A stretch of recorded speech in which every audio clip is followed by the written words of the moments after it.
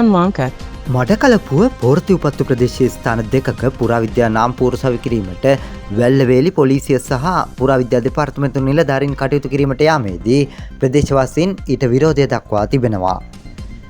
පෝර්ති උපත්තු කල්ලඩි පිල්ලයාර කෝවිල සහ කන්නම්පුරම් ප්‍රදේශයේ ස්ථාන දෙකක පුරාවිද්‍යා නාම්පුවර සවි කිරීමට යාමේදී මෙම විරෝධය එල්ල වී ඇති අතර එහිදී පොලිසිය සහ ප්‍රදේශවාසීන් අතර උණුසුම් වචන හුවමාරුවක්ද ඇතිව තිබෙනවා.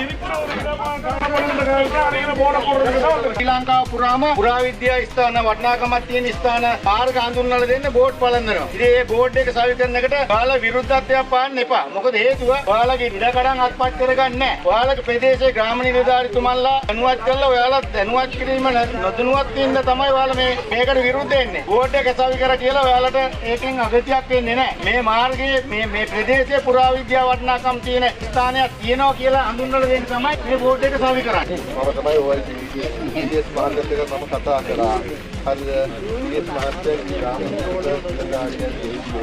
මේ බෝඩ් එක ස්ථාපිත කරන ජනතාවට ඉල්ල හම්බ වෙන්නේ. අවසානයේ අධික වර්ෂාව සහ ප්‍රදේශවාසීන්ගේ විරෝධය හමුවේ එම නාමපුර සවි නොකොට ආපසු හැරී යන්නට පොලිසියට සහ පුරාවිද්‍යා නිලධාරීන්ට සිදුව තිබුණා.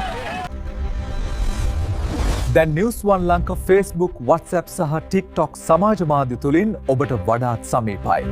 දැන්ම ෆලෝ කරන්න.